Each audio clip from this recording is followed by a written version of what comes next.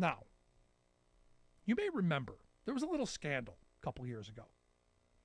Back in August 2020, you may remember a little bit. Aunt Becky got herself into a little bit of trouble. Remember Aunt Becky? What was that? Full House. This actress Lori Loughlin, her and her designer husband, spent hundreds of thousands of dollars to get their kids into USC because they want the best for them. And they ended up doing a little bit of jail time, a little community service, some fine money, all of that stuff, because they wanted to get their kids into USC. And they didn't have the grades. In fact, this is the part that just blows my mind. They didn't even want to go.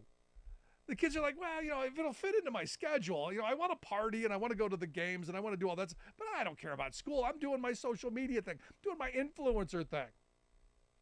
But they bought their way in, and they weren't the only one. I think, what were there, like 60 other parents that got caught up in this? Rich people trying to get their kids into, big name schools. And their kids are basically idiots. But hey, they got money. Congratulations. The U.S. Supreme Court just said, you know what? You got the money. That's going to be enough to get you into these places. The money is going to be enough to get you where you need to be. And I keep coming back to this. This is not going to help working class people. And I know there's some are going to say this is a huge victory for fairness. It's not. It's not going to help working people at all. It's just going to harm others. And our campuses are going to be much less diverse. Our campuses are going to have fewer minorities, even applying, fewer minorities graduating. And that comes with a whole sort of other bunch of problems. But you know what? Our Supreme Court, making America white again. Dividing us up. And look, on the education front, this is another one of those things. I'm thinking, what's next?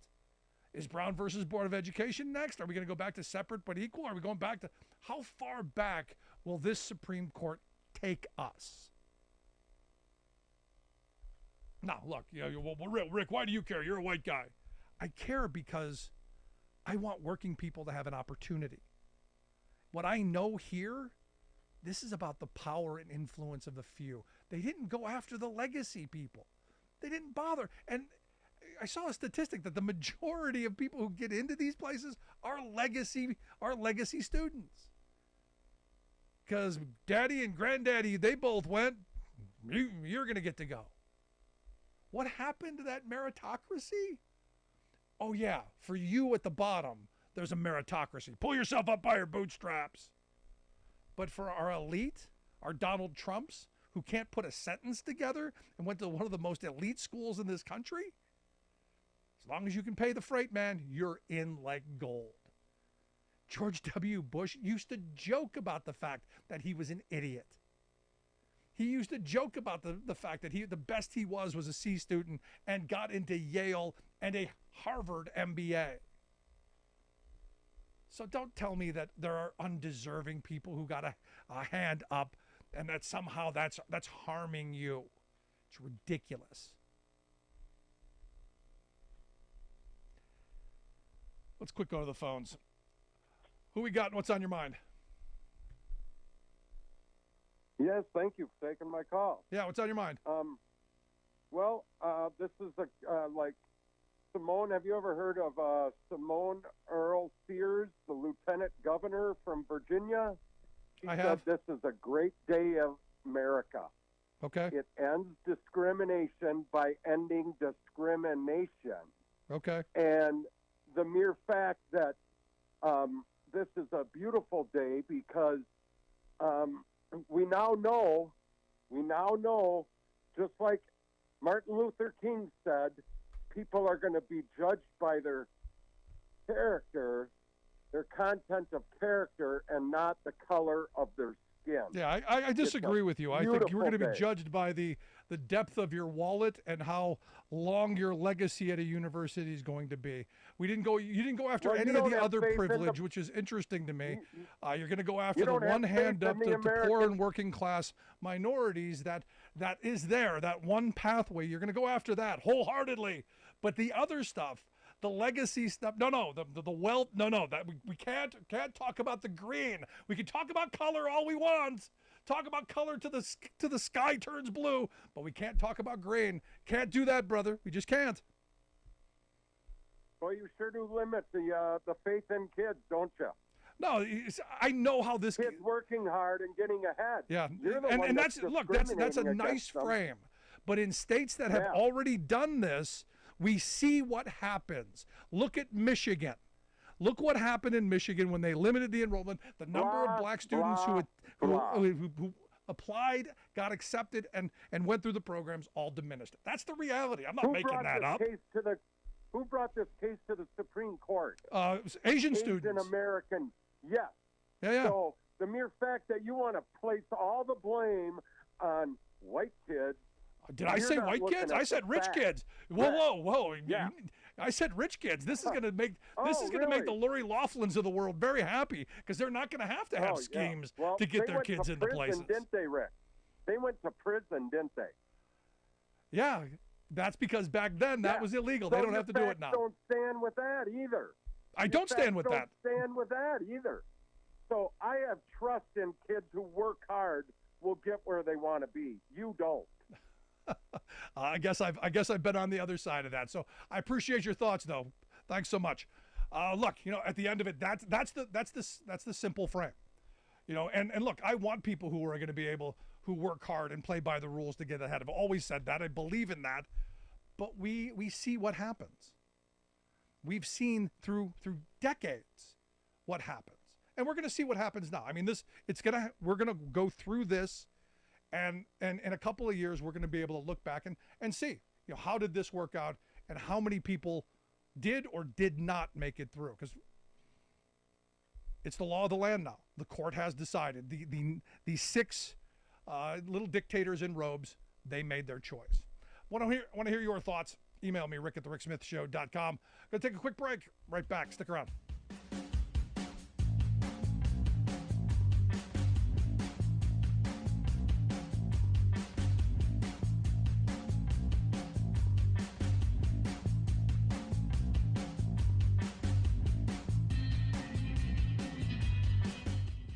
We are AFGE, the American Federation of Government Employees. We represent 700,000 federal and D.C. government workers who are the vital threads of the fabric of American life. We support our nation's military. We take care of our nation's veterans. We protect our nation's borders. We respond to our nation's crises and natural disasters. We provide services to our nation's seniors. The American Federation of Government Employees. We work for America. The phone lines are open. Give Rick a call at 1-866-416-RICK. That's 1-866-416-7425. We are AFGE, the American Federation of Government Employees. We represent 700,000 federal and D.C. government workers who are the vital threads of the fabric of American life. We support our nation's military. We take care of our nation's veterans. We protect our nation's borders. We respond to our nation's crises and natural disasters. We provide services to our nation's seniors. The American Federation of Government Employees. We work for America. Welcome back to the Rick Smith Show. Now, here is Rick Smith.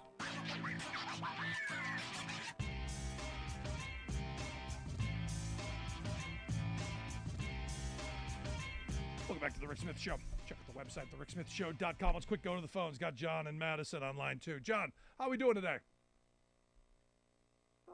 Pretty good. What's on your mind, brother? Well, I'm just thinking in our wonderful Wisconsin legislature here, our legislators just cut the funding from the University of Wisconsin by another $32 million.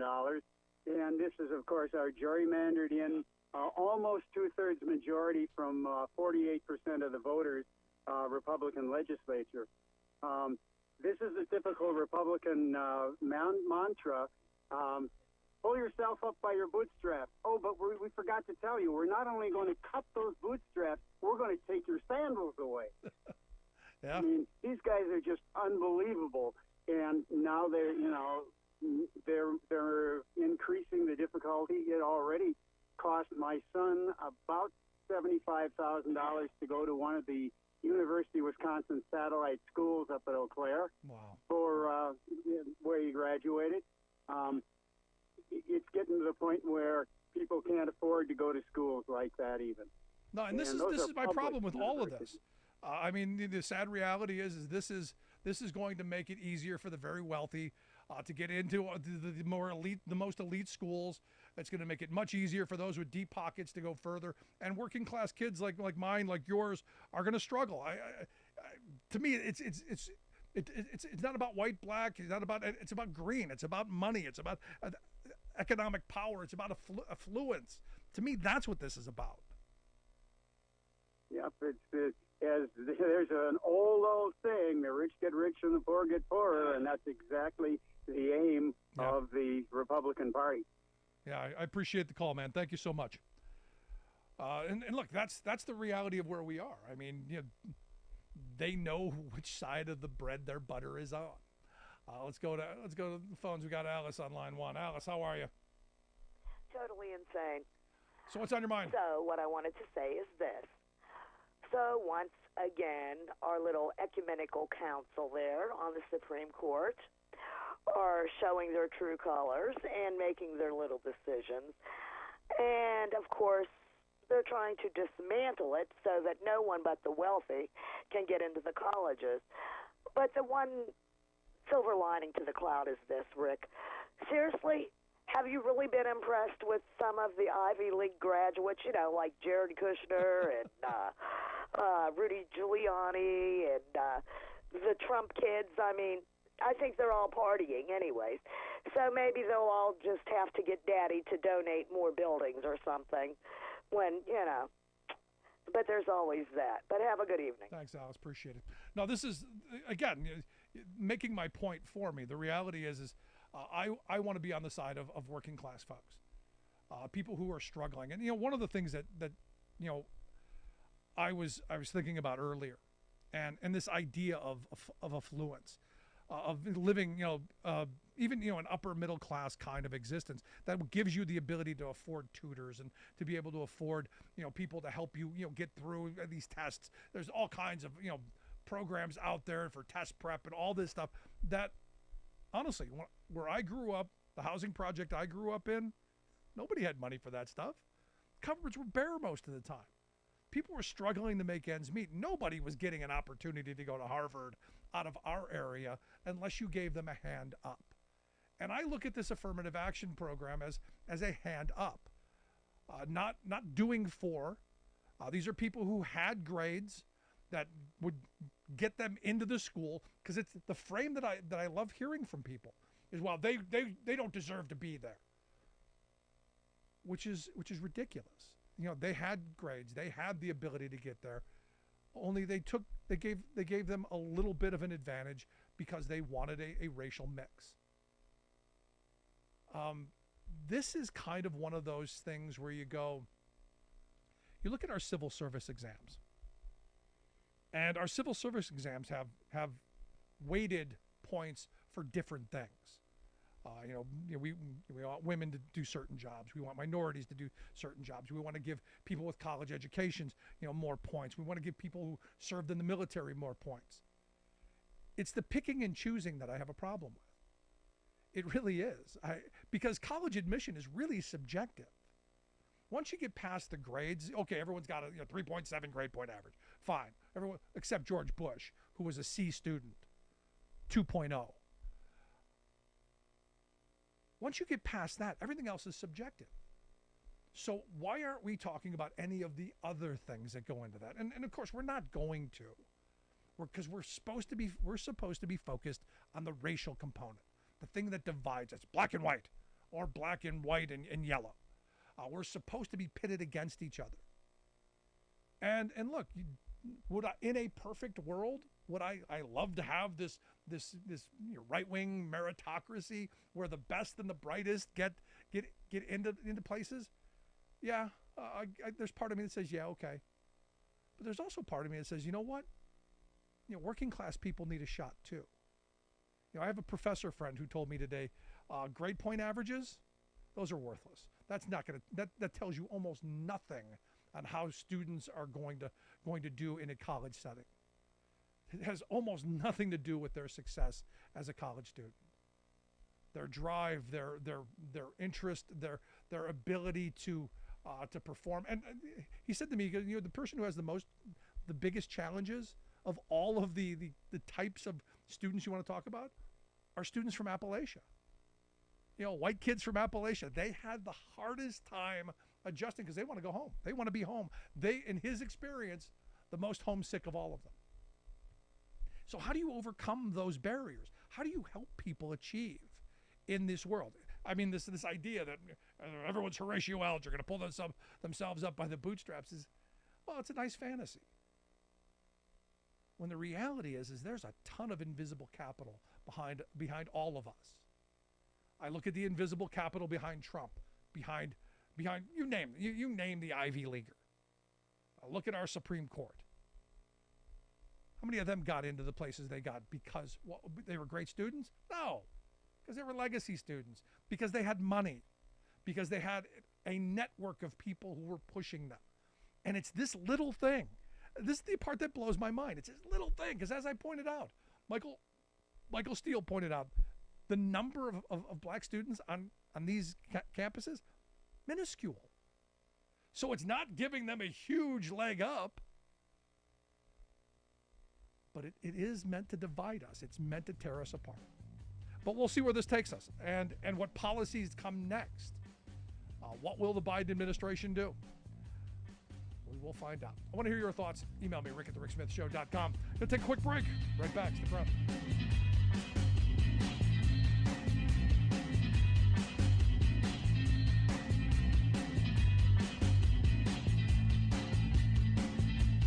I'm Rick Smith, and this is Labor History in 2.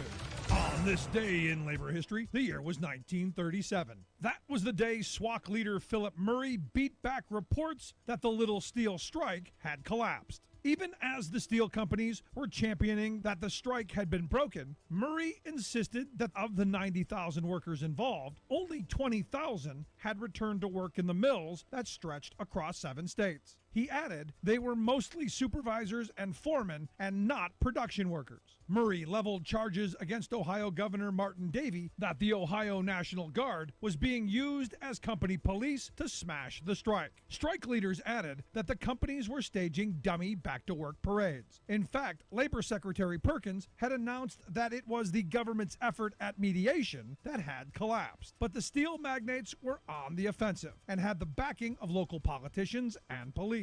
George Mike, a Union man and disabled veteran, was the latest casualty in the anti-labor war. He was killed the day before at Maltrup Steel in Beaver Falls, Ohio, as picketers clashed with deputy sheriffs. In Indiana, police rushed to plant gates at Inland Steel to guard against new battles as 20,000 strikers prepared for the imminent forced reopenings of Inland Steel and Youngstown Sheet and Tube there. Both mills remained closed for weeks. In Warren, Ohio, police issued a warrant for CIO strike leader Gus Hall and 2 other strike leaders on charges that he was the brains behind a terrorist plot to blow up strike-bound steel mills. And at Bethlehem's Cambria Works in Johnstown, Pennsylvania, 2 separate dynamitings destroyed main water supplies, causing an immediate end to an attempted back-to-work movement there. The strike was far from over. Labor History in 2 brought to you by the Illinois Labor History Society and The Rick Smith Show. For more information, go to laborhistoryin2.com. When you think of Americans whose music has made a lasting difference, you might think of Scott Joplin, Woody Guthrie, Maybelle Carter, Harry Belafonte, or Roger Payne. Who? I came across Payne in a June obituary reporting that he had died at age 88.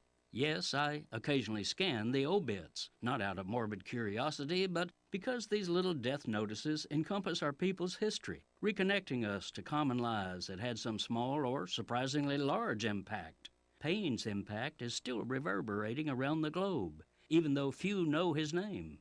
A biologist who studied moths in the 1960s, he chanced upon a technical military recording of undersea sounds that incidentally included a cacophony of baying, shrieking, mooing, squealing, and caterwauling. They were the voices of humpback whales. What others had considered noise blew my mind, said Payne, describing them as a musical chorus of exuberant, uninterrupted rivers of sound. His life's work shifted from moths to whales, then to the interdependence of all species. At the time, whales were treated by industry and governments as dull, lumbering nuisances. But Payne's musical instincts came into play, sensing that the singing of these magnificent mammals might reach the primordial soul of humans. So he collected their rhythmic, haunting melodies into a momentous 1970 recording titled Songs of the Humpback Whale. It became a huge bestseller, altered public perception, and spawned a global Save the Whales campaign, one of the most successful conservation movements ever.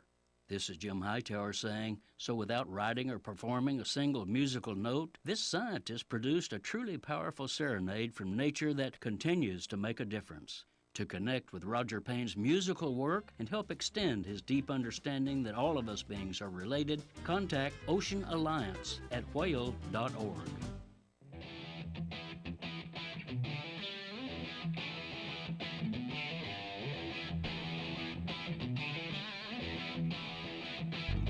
Welcome back to the Rick Smith Show. Now, here is Rick Smith.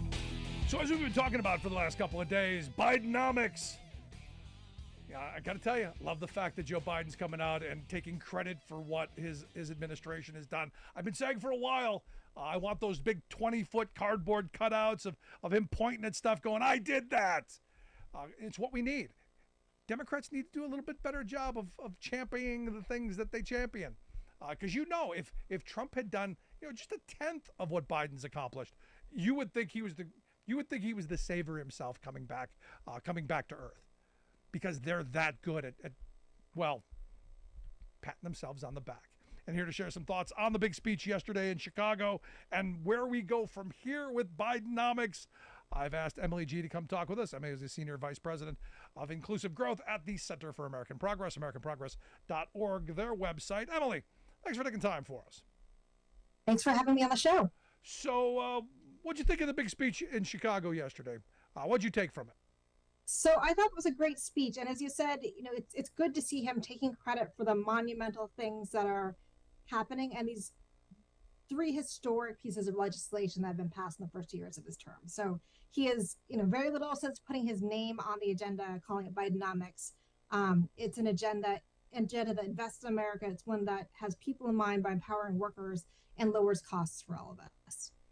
Yesterday I talked about the difference between, Bidenomics now, which I think is great that you've coined something that we can grab onto, as opposed to supply side voodoo Reaganomics of the past, which got us into a lot of these messes. And I've been saying for a while, the reason that I like what Biden's doing is it's moving us away from that neoliberal kind of the trade policies, the outsourcing, those kind of things, and actually bringing stuff back.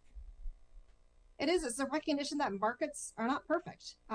Trickle down says if you, let the money go out there by cutting taxes and cutting back on government, it will all trickle down, which it doesn't. And it also hinges on the fact that markets work. I think the private sector often has the best intents in mind, but there are things that they can't do alone. Think about the interstate highway system that we all use on a daily basis. That was a public works project, a massive public works project last century. And the investment agenda the Biden administration has put forward through these pieces of legislation rivals that in scale and scope to revitalize American manufacturing and also make sure that America is competitive in the world. Now, my problem is, and this is where I have a problem with the administration, a lot of that investment seems to be going to places that hate him, that didn't vote for him. A lot of red states are getting this investment, and then going, well, hey, how about how about Wisconsin? How about Michigan? How about Ohio's getting the chip plant? But how about Pennsylvania? How about other states that have lost jobs in industries too? How about we do some of that here? So there are investment projects happening all over America. In fact, my colleagues and I at the Center for American Progress have a tracker that looks at both the public awards and the private investments. And to date, we're still ticking up, but we have 60,575 different investments that are happening all over the country, literally in every state. You mentioned Michigan. We actually did have looked at taking a closer look at a few projects in Michigan, one of which is the Ford Blue Oval Battery Park project, $3.5 billion that Ford has committed to building EV batteries, building a factory from the ground up. It is not yet guaranteed to be a union plant. They do have a deal for a card check with UAW, but so I think there's still work to be done there. But I think there is potential to create union jobs where there previously none. Another example, if I can, is there is a electric bus factory. Bluebird, the school bus company, is building electric school buses, which is cleaner, so also better for kids. To not breathe in carbon emissions and which is associated with asthma. There's a plant down in Georgia that recently unionized in a territory that's traditionally been very hostile to unions. Yeah. And so I think there's reason to hope that by with these investments and giving workers more skills and more job security, we can also improve unionization across the country.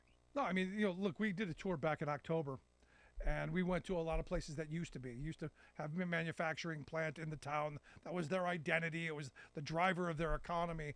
And those places are struggling. And I argue that's what led to getting us Donald Trump. That people, were frustrated. They didn't think people were listening. Jobs weren't coming back. The fact that Biden is doing this, and has been doing it, I think is great. But I also think you got to go out there and you got to sell this. Part of these investments is the sales that come along with it. That do it, tell people you did it, and then tell them you did it again, and then show them you did it. This I think the administration needs to be doing more of. And I think that's what they're doing on this tour that essentially, the second round tour that essentially launched with that speech in Chicago you referred to. It's helping everybody understand that what they're seeing in terms of new roads and lead pipes being replaced with, to give people cleaner drinking water. These electric vehicle plants, changes that we're seeing to invest in solar and wind and renewable energy. These are, not isolated things, but part of a cohesive strategy to build a greener economy and to revitalize American manufacturing. I'm sure you saw the tweets that went out from the dumbest guy in the U.S. Senate, Tommy Tuberville, and also John Cronin, the senator from Texas, basically, saying, "Hey, look how wonderful this investment in broadband is. Thank goodness we've got this stuff." And they voted against it. So I keep looking at the majority of Republicans who voted against these investments. I think it's important to point them out and call them out as well. Oh, for sure. And I think it also just shows you how popular this stuff is. People want economic security. People want jobs, and this agenda will deliver. So let me ask you this, because part of the argument against doing this is all of this money that was being spent, all this money that's being invested is causing our inflation. It's Biden inflation, I'm told. Any response to that? Yes, a couple of things. One is if you look at the inflation numbers, the most recent data we have are for May. We are down, and we're also on a downward trend in terms of inflation. So inflation is actually settling down. The U.S. is, this has been a global problem. There are some global pressures, including Russia's war in Ukraine, driving up energy prices, particularly in Europe. But the U.S. has got much lower annualized inflation than Germany and the U.K. and other developed countries. And it's starting to tick downwards. Grocery prices are coming down, and so inflation is getting under control. The other thing I'll point out too is that part of the reason we're doing this investment is to, for the long run, give the U.S. greater protection and greater stability against external forces that can drive up prices, including things like improving America's energy independence by increasing wind and solar here at home, so we're not dependent on autocratic nations for oil and gas.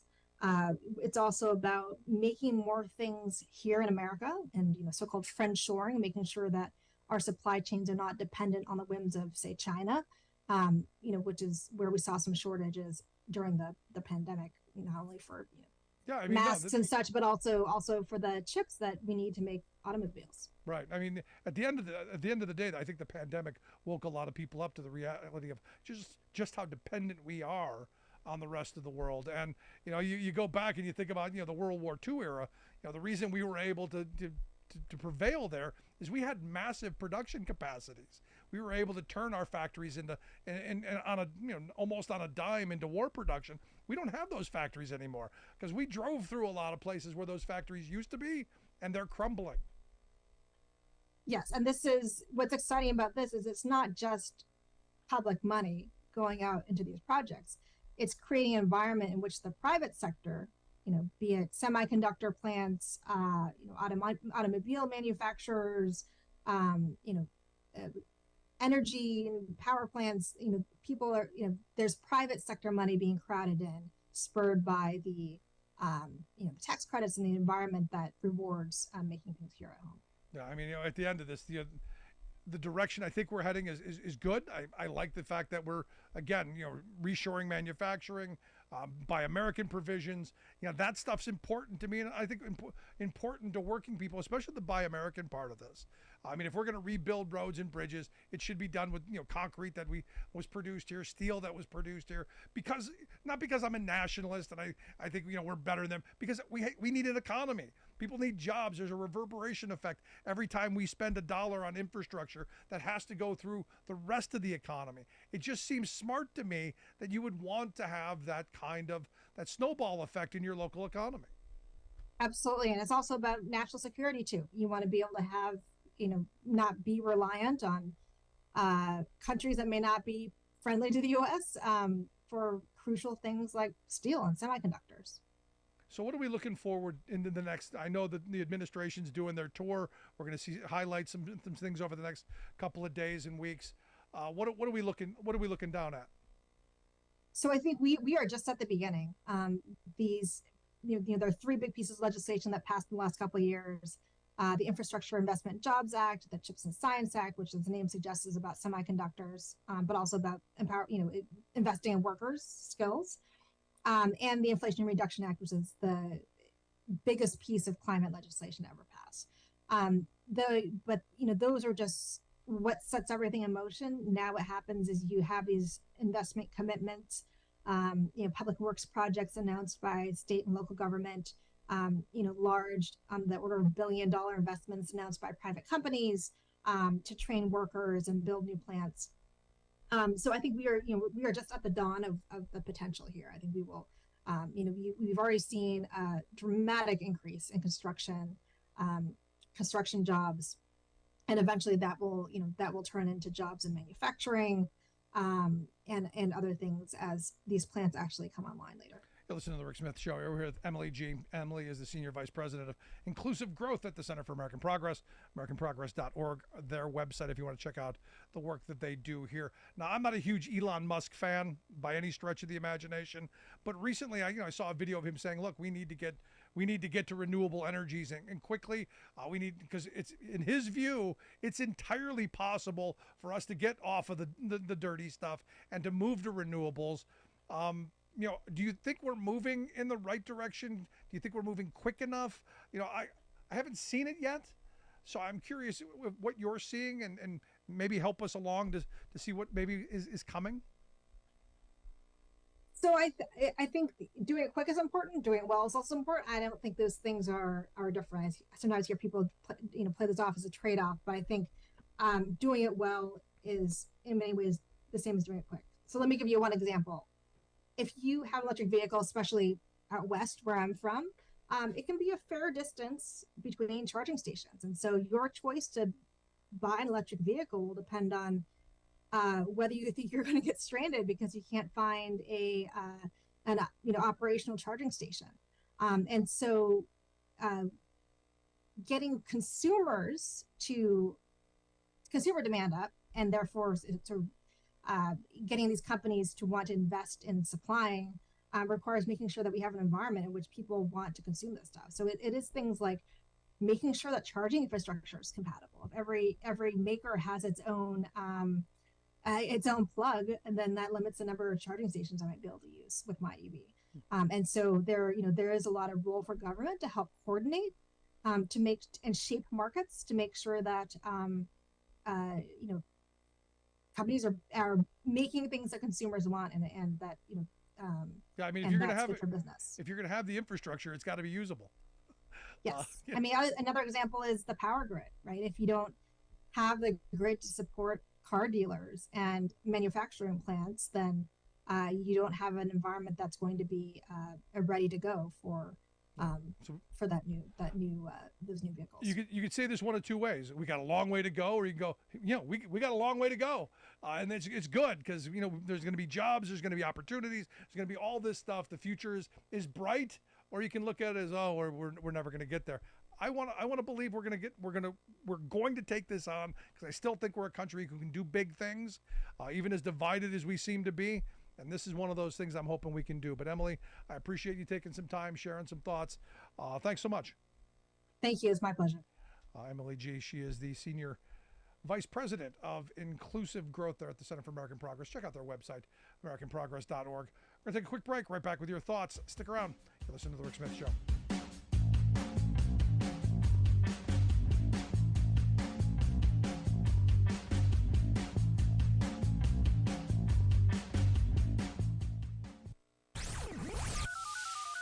The phone lines are open.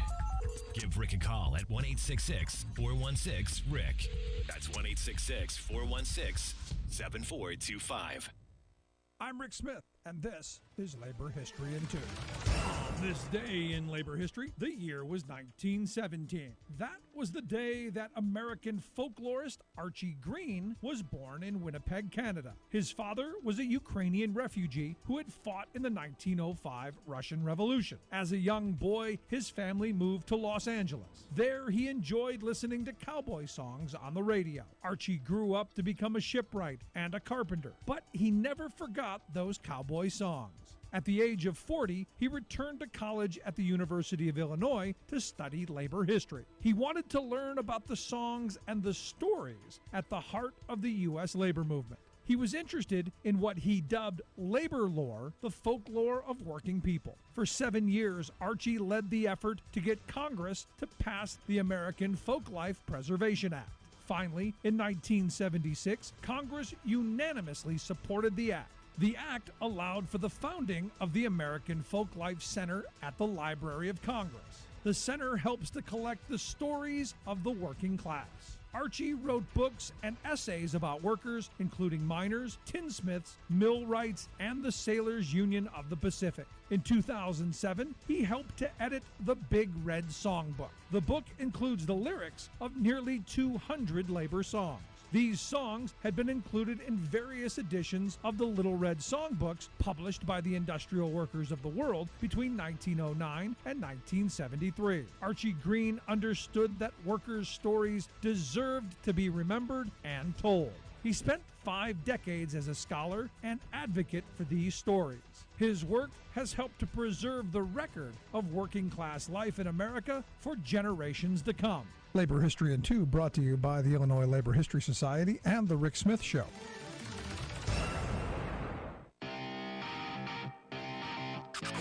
You're listening to The Rick Smith Show, where working people come to talk.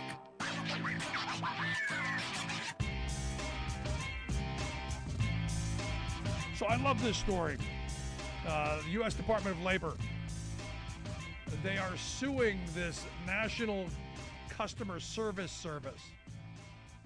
And, I've gotten some flack for my belief that we need to rein in this independent contractor, this gig economy kind of stuff. That employees should be employees and they should be treated as such, paid as such, and taxed, all of that. The unemployment, the workers' comp, the state and local taxes, all that stuff as an employee. And I've said, look, there are places for independent contractors. You're an electrician, you do jobs, one house to the next, whatever. You're truly an independent contractor because you control your own work, you control your time. You're not doing a job that someone would normally be doing, all of that. This story caught my attention because this Florida-based customer service provider, the people who annoyingly call you on the phone, and whatever, or you end up calling them. And I guess they did work for Barnes & Nobles, Comcast, Disney, Walgreens. So if you called, heck, when I called Comcast, to check how bad my internet is, I probably may have talked to one of these people. And what they did in Florida is they, again, Florida, they made it so all of the people who you're calling and talking to on the phone as customer service reps, they made them all independent contractors, all gig workers. In fact, what the Office of Solicitor lawsuit says is that they expected workers to pay for mandatory training while attending courses offered through the company's proprietary software. So they're saying, you're going to have to come to school. You're going to have to pay for school. Our school and our software and our stuff, you're going to have to pay for all this. And oh, by the way, we're going to make you do multiple weeks of this, and we're not going to pay you anything. You're going to come to school, pay us, and whereas in the past, we would hire you, we would train you to do the job, you'd be an employee, you'd get health care and retirement and wages and all that. No, that's all gone. You're now your own boss. They required all of these people to set up their own limited liability corporations or join existing corporations so that for the purpose of getting around labor laws. Also made them sign arbitration agreements. So even if you wanted to sue them under the Fair Labor Standards Act for not paying minimum wage or overtime or anything, can't take them to court because you signed this arbitration agreement. And you go, well, how many people is it? They're talking 22,000 workers, 22,000 people they conned into signing up to be their own boss. You're going to be your own boss. You're going to make huge money. And, it reminds me of, some of the trucking things that I remember years ago. I remember a guy worked for MS Carriers. I don't even think they're in business anymore. But it was like 3 o'clock in the morning. We're at a little truck stop, and it's just a handful of people around. And this guy's feeding his credit card and his ATM cards into the machine. Nothing coming out. And he's frustrated, and he's angry, and he's ticked off because he can't get a sandwich. So I offered to buy him a coffee and a sandwich because he looked distressed. I help a brother out. I'm a union organizer, so it opens up the door to to start talking to people and have conversations. And he tells me this story of how he's going to be his own boss. He's the truck he's got out there, he's leasing. In 7 years, it's going to be all his, completely free and clear. He just has to work for, at the time, 23 cents a mile. Whereas as a union driver, I was making 51 cents a mile. So he was making less than half. I mean, barely able to get by. And the money that they were supposed to pay him never really got into his paycheck. He had to fight for it all the time. And they never gave him enough fuel. And it was a whole debacle, but he was his own boss. They told him where he had to go, how he had to get there, when he had to get there, what clothes he had to wear, but he's his own boss. And at the end of this conversation, as we're going through this, I ended up breaking his heart, and I didn't mean to. I don't mean to be Debbie Downer all the time, but the reality is in the trucking industry, you own a truck for 7 years, you're going to have over 1 million miles, and it's going to have to go through a ton of rebuilds and maintenance and all kinds of stuff that the company doesn't want to deal with.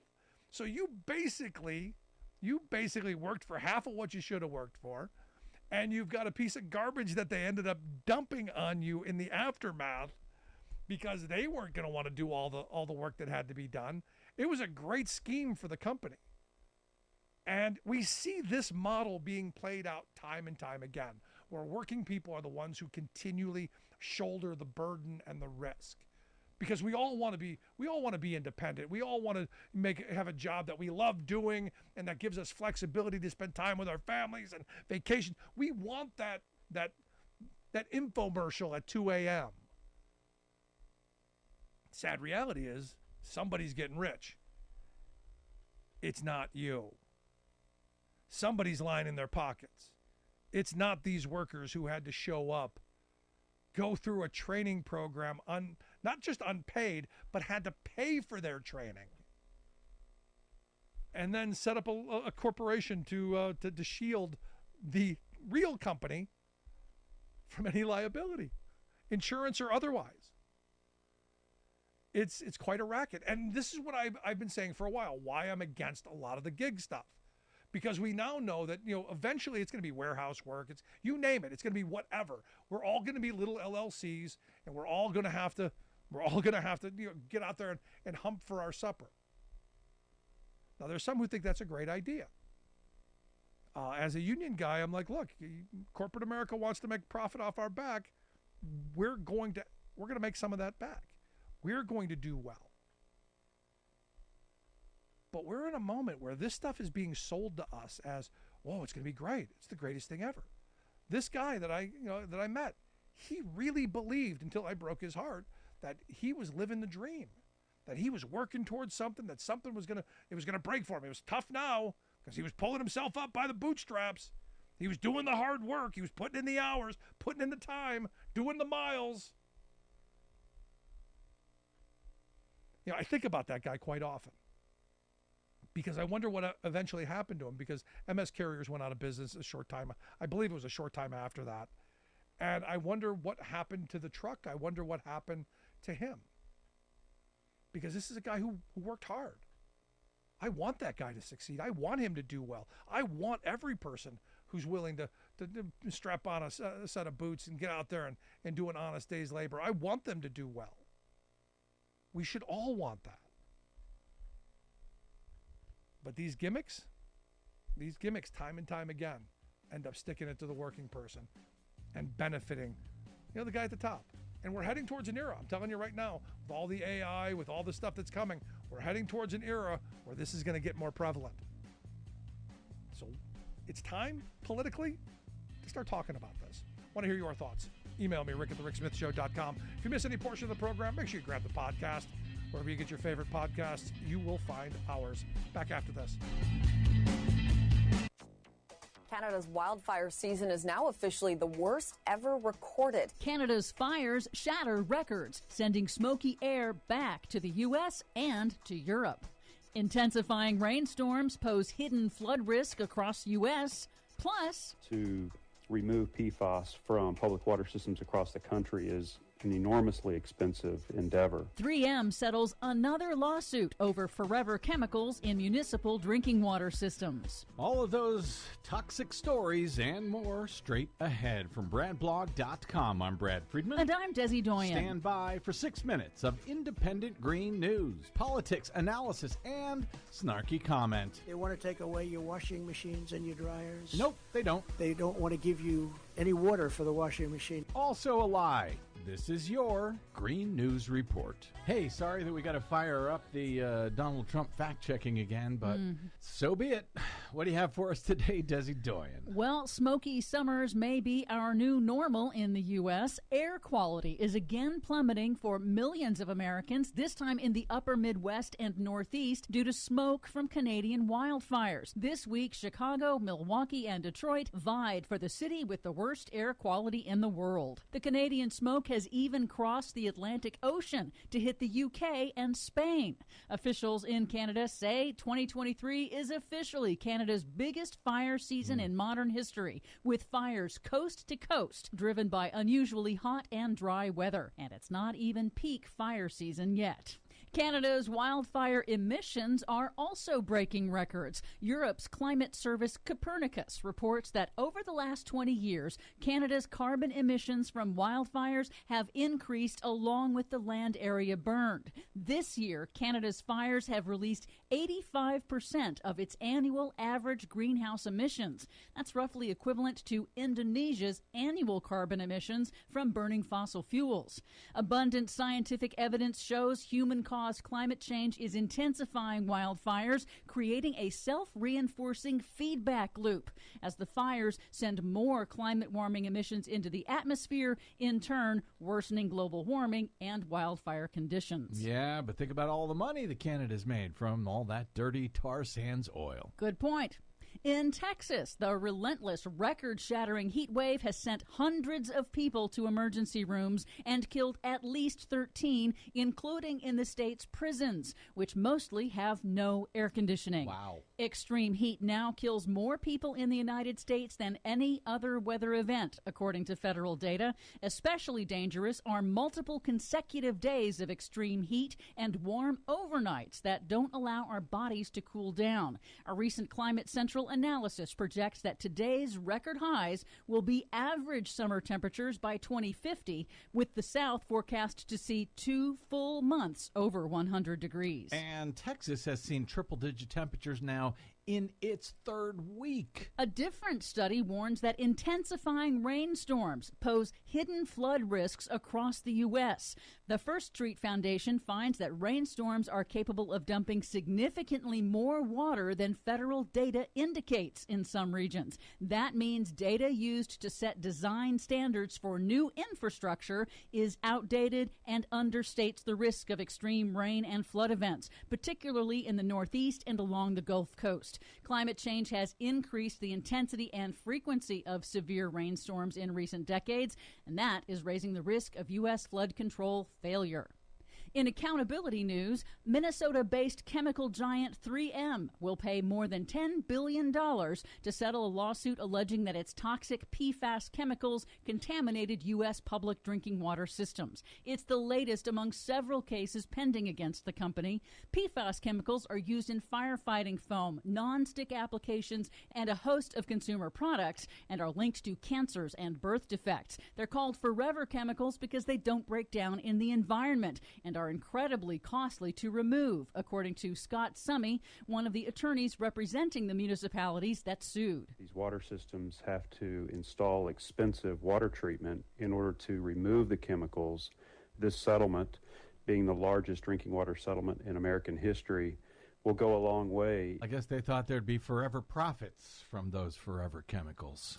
Finally, some good news. The Biden administration proposed new rules to restore protections to the Endangered Species Act that had been rolled back by disgraced former President Donald Trump. The new proposed rules will make it easier to protect wildlife from climate disruptions and other threats, make it harder to remove a species from the endangered list, and eliminates a Trump-era policy that allowed regulators to consider economic issues like lost profits for the oil and gas industry when deciding whether a species deserves protections.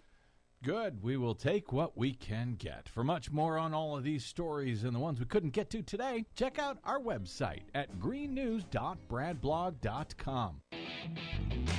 Are you tired of think tank approved corporate news and commentary? Are you tired of CEOs telling you what to think, who to hate, and who to vote for? Well, welcome to the Rick Smith Show. We don't take orders from some boardroom, and we don't do focus groups or talking points. We don't work for them, and we never will. I'm Rick Smith, and I work for you. Join us daily at thericksmithshow.com and download the podcast and never miss a minute.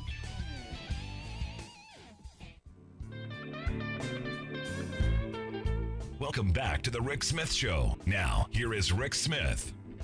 So just when you thought Moore versus whatever was gone because of the gerrymandering case, and good on the Supreme Court on this one, they got this right.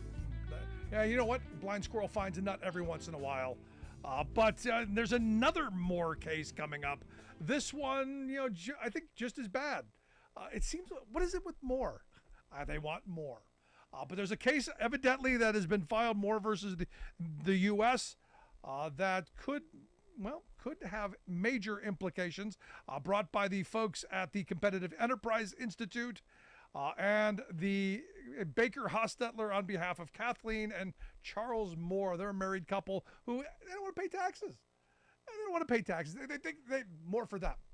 And here to share some thoughts on what this Competitive Enterprise lawsuit could bring us and what it could mean for taxpayers, what it could mean for the coffers, and what it could mean for the very wealthy. I've asked our good friend Morris Pearl to come talk with us. Morris is the chair of the Patriotic Millionaires, patrioticmillionaires.org, the website. Morris, thanks for taking time for us.